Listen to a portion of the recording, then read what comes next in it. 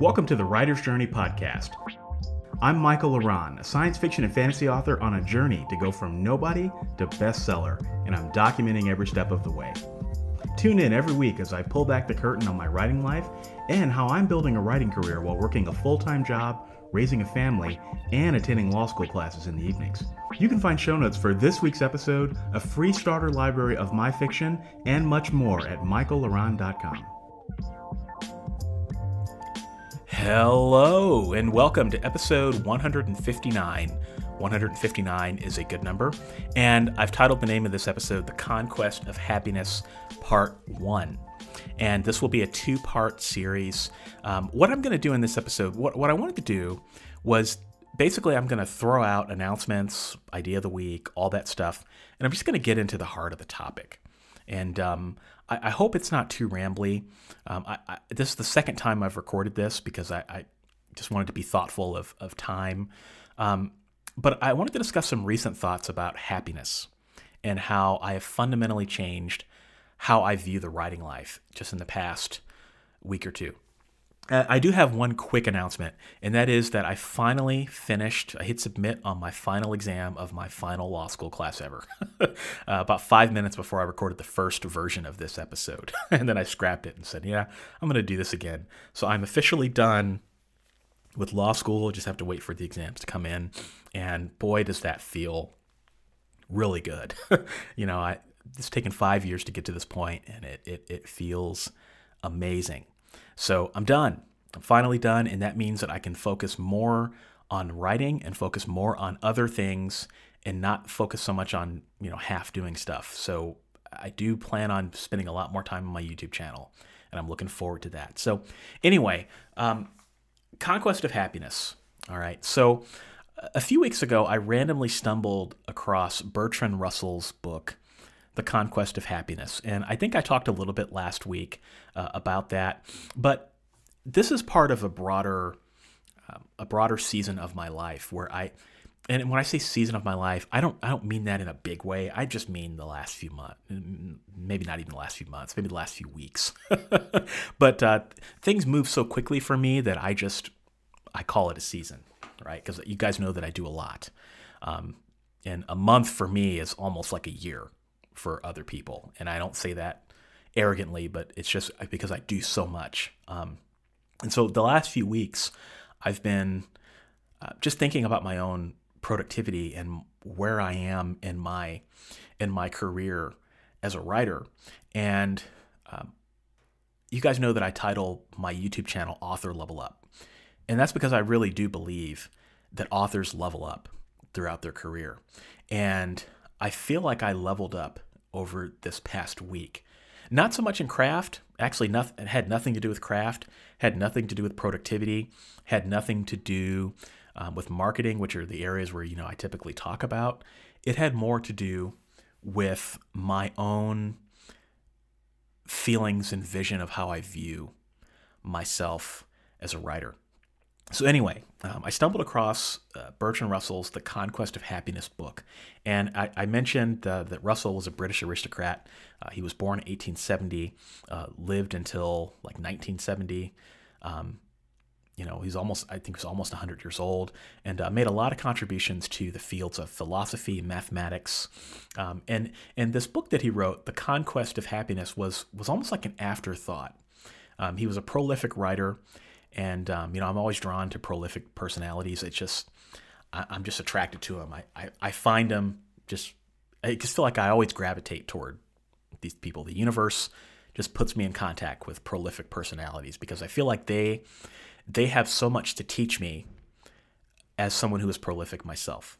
All right. So he wrote this book called The Conquest of Happiness. And he talked about how he has learned to be more happy in his life. He was a suicidal youth, and thank God that he didn't do that, commit suicide, because the world would have lost out on just the valuable treasures in his mind.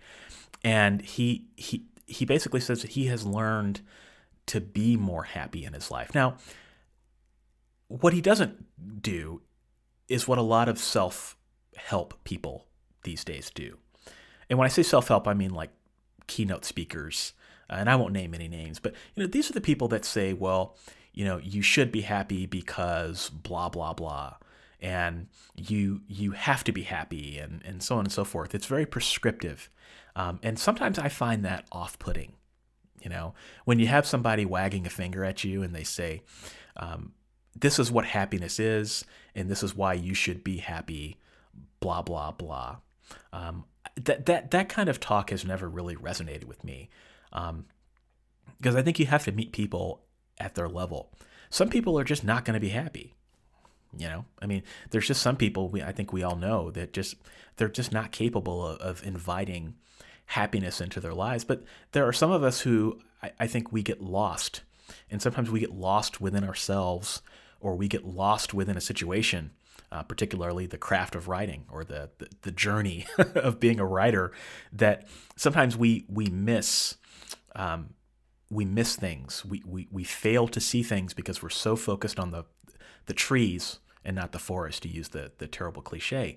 And what I loved about Russell's book is that it wasn't prescriptive.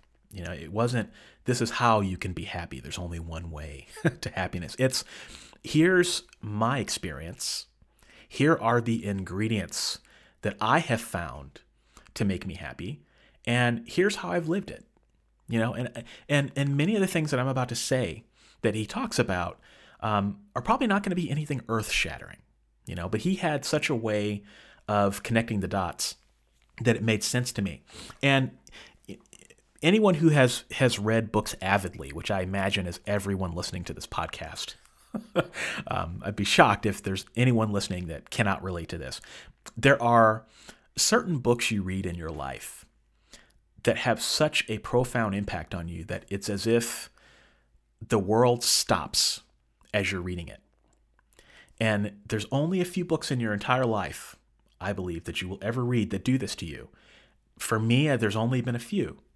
And when I read this book, and I'm not exaggerating when I say this, it felt like the rest of the world outside stopped. And I was hyper present as I was reading this book. And I knew from the first few pages that I'm reading a book that is going to fundamentally change my life. I knew it from the moment that I started reading it. And I know that you've probably had books that have done that for you.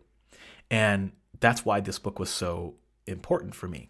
And what is Russell talking about when he talks about the conquest of happiness, right? The essential premise of the book is this.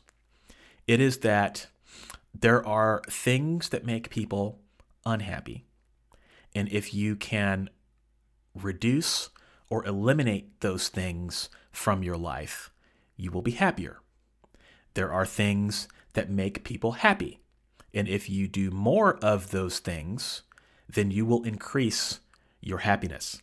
But ultimately, happiness is a choice. And more importantly, cultivating your own happiness is a skill. All right, let me repeat that. Happiness is a choice, and cultivating your own happiness is a skill. And as I was reading that, and as I was connecting those dots, that is when I felt like I leveled up. I felt like there was some part of my soul that healed when I read that. So, I've talked at length about my own self, and I, this podcast is all about me, but I tried as much as possible to be very conscious of the fact that I don't want this all to be about me. I hope that there's something that you listen to that you can relate to, and that maybe there's something that you hear that's like, oh wow, that's really insightful. I appreciate that, and unhappiness is all around us. You just have to look for it, and you see it on the faces of all the people that you meet. When I was a claims adjuster, that was probably one of the most miserable jobs I ever had, and I have no problem saying that publicly. It sucked, and the longer I was a claims adjuster, the more I could tell when people were burned out. As I would walk through the hallway, there were certain people, they just had a look in their eyes. They just had a certain energy about them. And I could tell that person's not going to be here for much longer. And I was right all the time. And one day I recognized that look in myself, and I've learned to be really good at spotting people who are unhappy, or spotting people who are discontent with what they're going through. I haven't always been as honest about my own self, and so Russell says that unhappiness is all around us, and you just have to look for it. And we spend so much time focused on success and focused on wanting to be rich, but what's the point of making everyone rich if the rich themselves are miserable? And he talks about things that exist in our lives that if we can reduce, we can be happier, right? And I like to think of this book as really more of Russell's meditations on success rather than a blueprint on how to live. It's very much, here are the ingredients for happiness. What you do with them is up to you, but here's how I have used them. And so what are the ingredients for unhappiness? So this week I'm going to talk about unhappiness, and then next week I'm going to talk about the ingredients for happiness and how these things have made an impact in my life. All right. So what are the ingredients for unhappiness? All right. And these are things that are inescapable. They probably already exist in your life. They certainly have existed in my life in many forms. The first is what he calls Byronic unhappiness. And this is the idea that, that you can never be happy, that, to use the saying from the Bible, all is vanity, right? And for these people, unhappiness is a mood, and you can't reason with a mood. If I'm having a bad day and you come to me and you say, Michael, you should really consider having a better day. I mean, after all, the sky is blue, there's birds out, you've got a cup of Starbucks in your hand. I mean, why shouldn't you be happy today? You think I'm going to change my mind? No, I'm not going to change my mind. You can't reason with people who are in a mood, right?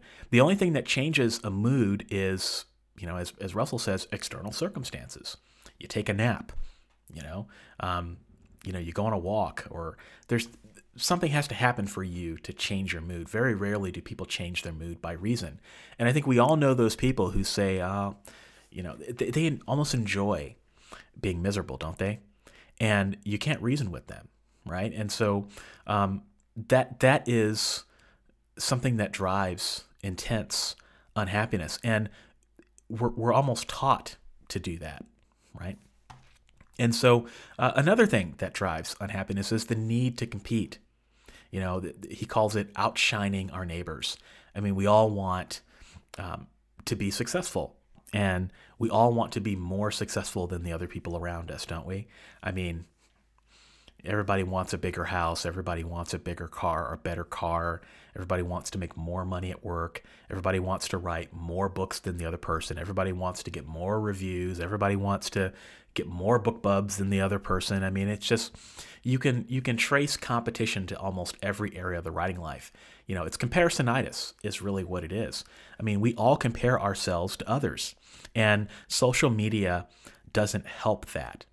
And most of us work and work and work, but we have no idea what higher purpose we're serving. When I say we, I mean society in general. I think writers do have an idea of what higher purpose they're serving, because if you didn't, you wouldn't be a writer. But it feels like we're on a race, and it's a race to the bottom, a race to be the person that other people compared themselves to, and that's just it's an intense driver of unhappiness. And I don't have to tell you that. You know that. I mean, if you've been on Facebook, you know that people are just posers. I've been on LinkedIn a lot because I've been doing some networking and stuff there, and there's a lot of posers on LinkedIn. Everybody's just trying to look happy, and I bet they're crying. I don't bet they're crying, but it's just LinkedIn is almost worse than Facebook in terms of people that are posers. It's almost pathetic. You can kind of tell. So why are you working so hard to compete with other people? Instead, don't compare yourself to others. Compare yourself to yourself, and really don't compare yourself to yourself. And Russell talks about boredom and how boredom is also an ingredient to unhappiness. I won't really go into that. He talks about fatigue, and not physical fatigue, but nervous fatigue. So, this is the fatigue that comes about when we're not honest with ourselves about how stressed out we are. Like I had a job once where I denied and denied for a long time that the job was stressing me out. I was like, oh, I'm fine. I'll be okay. And the stress manifested itself in the form of bad health and in the form of things that, told me that I was stressed out. But I just wasn't honest enough with myself to admit that. And there's all sorts of pressures in our lives that happen. It could be a jerk at work or a bad boss, or it could be money problems, or it could be mom and dad's health or grandparents' health or your own health or the health of a child. There's just so many things that produce what Russell calls this nervous fatigue. And we take our worries to bed with us, don't we? And we think about them in the middle of the night. To use a writing example, it's, did I write the book that I should have written? Did I put the right cover on that book? Is this book going to be something the market wants? Am I doing the right thing with my career? And that stresses us out. It really does. Whether we choose to admit it or not. Am I writing a book that people are going to want, or should I write to market more? And that creates fatigue. It creates stress, and that stress creates unhappiness in our lives. And we have to take steps to eliminate that, because worry is a form of fear. And we have to face our fears by facing them, because when we ignore them, they get worse. Another factor, envy. Envy, I don't need to go into that. It's, again, comparisonitis. And the only way to reduce envy is to improve your own self-worth. And then there's other things he talks about. And I don't need to go into all of these unhappiness ingredients. But the thing is that as I was reading this book, I kept finding myself thinking about events that had happened in my own life and how they were dots at the time. I didn't realize that they were dots, and it's just now that I've been able to connect them. And this book helped me do that. And as I think about my career, I was laying in bed and I was thinking about 2022. Because you guys know I like to think far out. 2022 is not really that far out, but in a time like this where you can't figure out what the hell's going to happen the next day, 2022 is like 10. It's the equivalent of a decade away, right? And I was thinking about 2022 and what I want that to look like, and I was thinking about just what are the type of projects that I want to take on. What are some of the things I want to do? And, as I was reading this book and as I was thinking about things in my life that have caused me unhappiness, and some of the things I'm going to talk about next week that have caused me happiness, right? I realized that I was happy, that I've been doing the right things, that I've been taking the right actions, that I've come to the point in my writing career where I don't need to do the same things that I've been doing these last 7 or 8 years, And I had this really, really weird thought in my head of, do I even need to keep writing? Now, don't be alarmed. I'm not going to stop writing. But if you've read my book, Be a Writing Machine, I talk about the teachings of Swami Vivekananda, and he was a Hindu philosopher, Hindu monk. And one of the things he talks about is how attachment is one of the true sources of misery, and how if you think about our spirits, we are free. We can do whatever we want. I can record this podcast. I can write a book. I can choose how I structure my day in many respects. I can choose how I structure my life, because I have free will. And if you think about that, you think about how free the spirit is and how free the spirit wants to be. I mean, just think about it in your own life, right? I mean, many people want to be able to write and quit their jobs because they hate their jobs and they don't want to be tethered to a 9 to 5. I mean, people want to be free, and yet we attach ourselves to things that make us unhappy, right? So we might attach ourselves to goals and we say, I need to write this book because it's going to help me quit my job, or, I need to do this or whatever, and that makes us unhappy whether we realize that or not. And so when I think about my own career, I don't need to write books. I mean, if I didn't write another book, it'd be fine, and I started thinking about that, and that scared me. I'm like, why are you thinking about it? I mean, writing books is who you are, Michael. That's kind of what the little voice in my head was saying. And I was like, yeah, I was really confused for about 5 minutes. I was just kind of sitting and thinking, and I realized, yeah, it's because I'm not attached to it anymore. Like this book helped me detach myself from all of the things that were worrying me. So it's like, before I didn't really care about haters that much. I care a heck of a lot less about haters now. I think about the choices of books that I choose to write. You guys know that I've always been somewhat of a maverick. I write whatever the hell I want. I don't really care about what other people think. I just write the book that I think. I write the book that I think is the best book for me to write at that time, and that will create some sort of value in the reader's life. So if it's a novel, can I meet them where they are that day and make them laugh or cry? Right? And if it's a writing book, is there something in this book that will help someone who reads it, and potentially be a game changer for them? That's really all I care about, And I think about the writer's journey, and it's like, I do this podcast every week as a way for people to kind of peek behind the scenes of a working writer, And as I think about that, I do so much, and I realize I don't need to do all the things that I'm doing. And if I didn't do them, it would be okay. And I don't know that I had that same thought 2 months ago, right? I kind of feel like I'm at the point in my career where I've created a profitable writing business that is pretty successful, even though I'm not a 6-figure author. I define my own success. I don't let other people define that for me.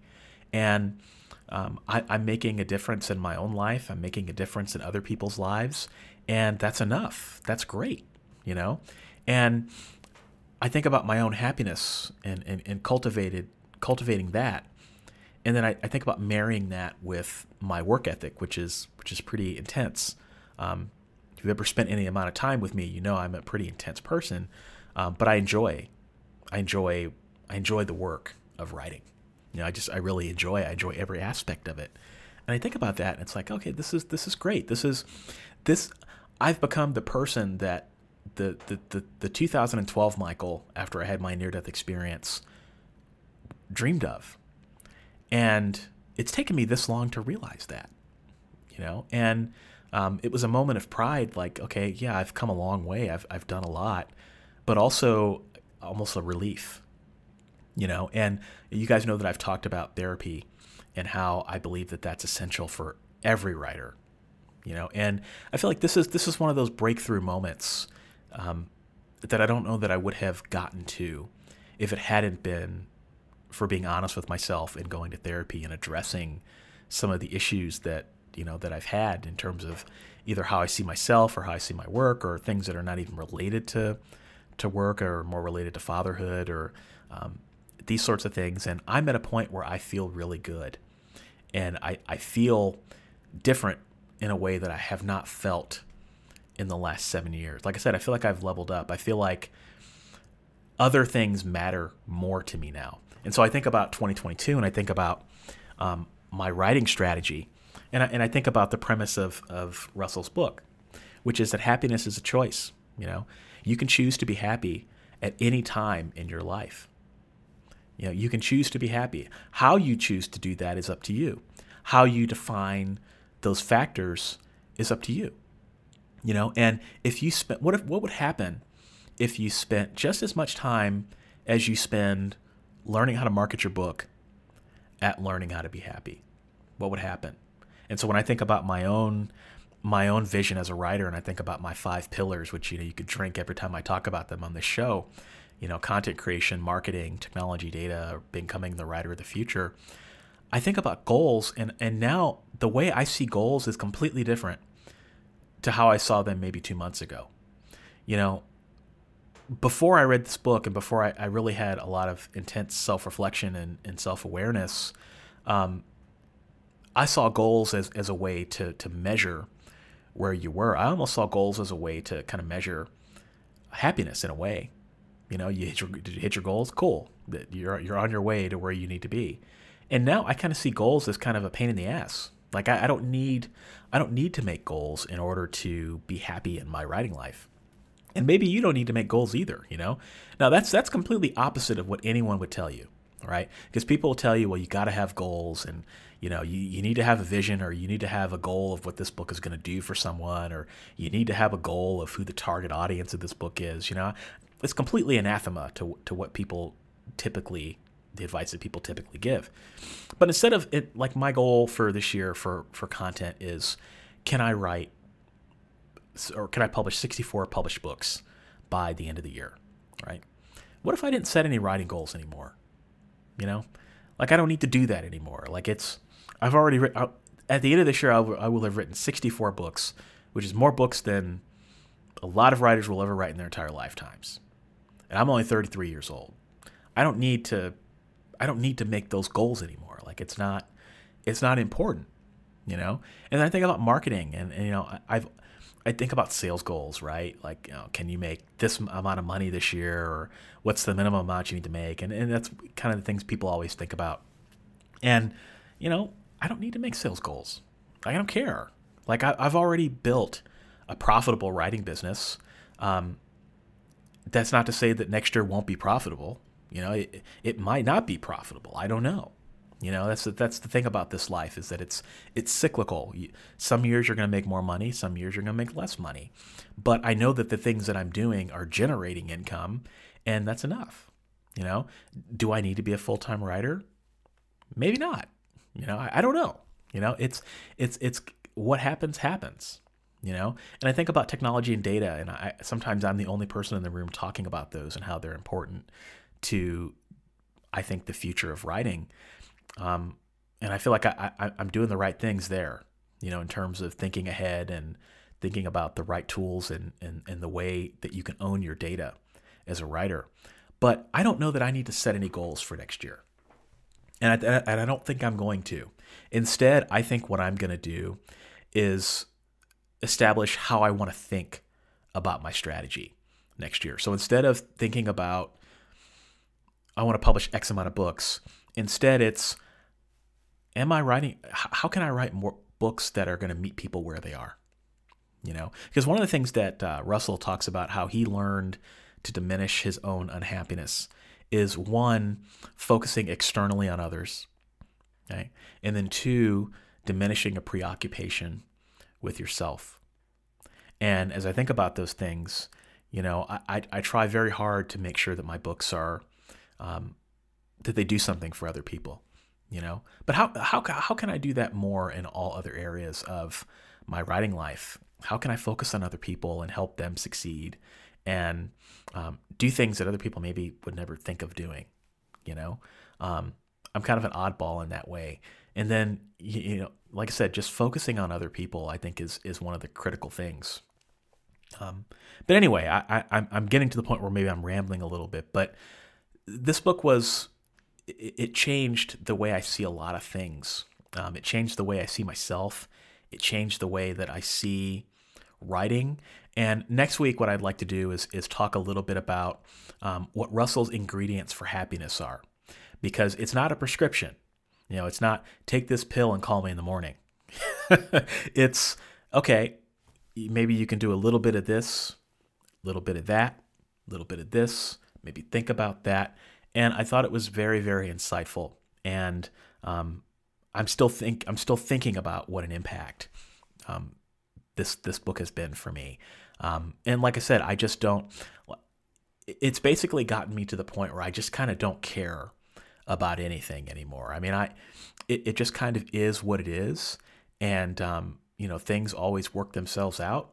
And I can kind of rest knowing that I've done and am doing the things that I need to be doing. And happiness is a choice, and I choose to be happy. I choose, I choose that. And how can I continue to be better at that in the future?